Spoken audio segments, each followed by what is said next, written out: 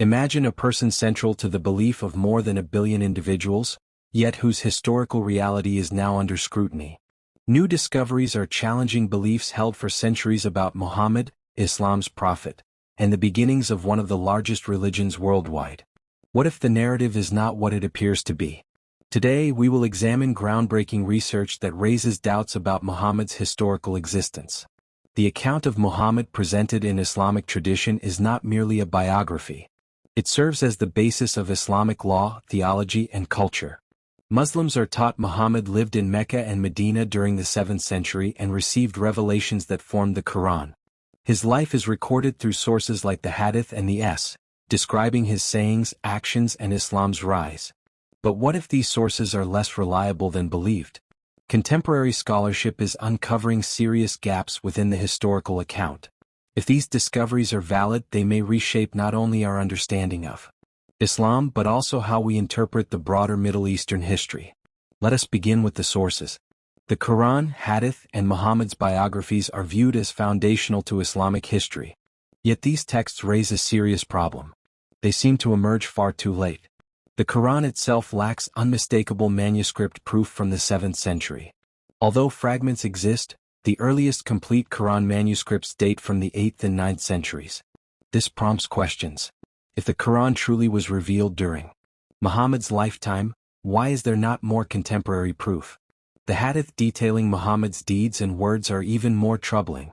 The 6 canonical collections, including those of Sahih Bukhari and Sahih Muslim, were compiled 200 to 300 years following Muhammad's death. Yet we possess no manuscripts of these collections from that era. The earliest physical copies surfaced centuries later during the Ottoman period. The biographies encounter similar difficulties. The most famous biography written by Ibn Ishaq appeared over a century after Muhammad's death, and his original work no longer exists. What we know comes from later redactions by authors such as Ibn Hisham, who lived even later. If Muhammad's existence is questioned, what are the cities linked most strongly to him, Mecca and Medina? Contemporary archaeological and historical research shows a remarkable absence of evidence for Mecca's importance during the 7th century. Early maps and trade documentation fail to mention Mecca as a major center despite Islamic tradition stating it was a vital hub of religion and commerce. Medina has slightly more evidence available.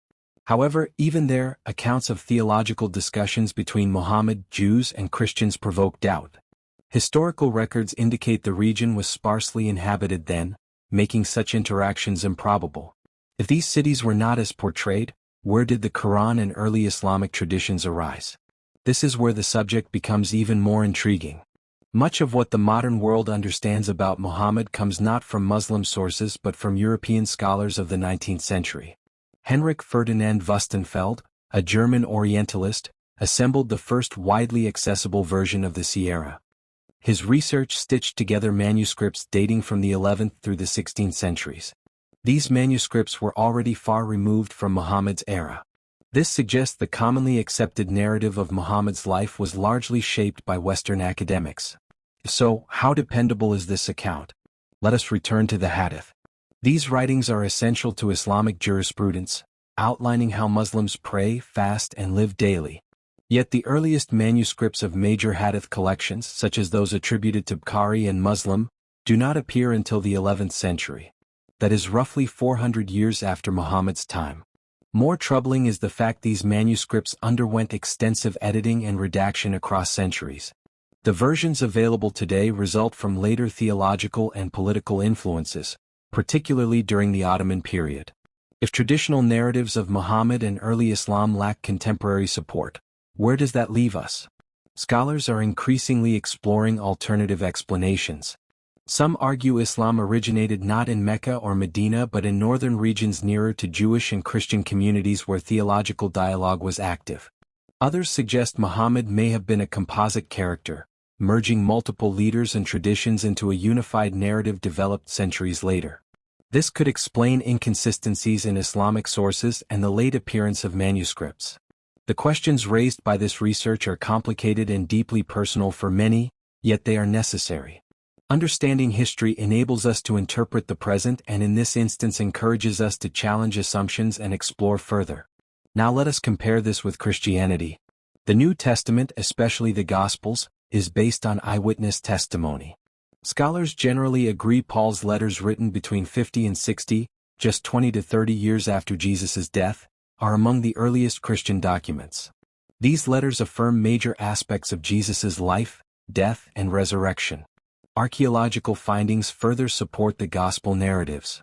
For example, the pool of Bethesda mentioned in John 5 verse 2 was excavated and matched descriptions within the text. Likewise, inscriptions such as the Pilate stone confirm the existence of Pontius Pilate, a central figure in Jesus' crucifixion. Unlike Islamic sources that appear centuries after Muhammad's supposed era, Christian writings show a documentary and physical evidence trail closely aligned with the events described.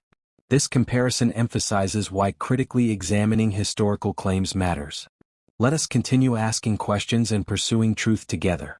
Thank you for watching. Hope to see more of you in our next video.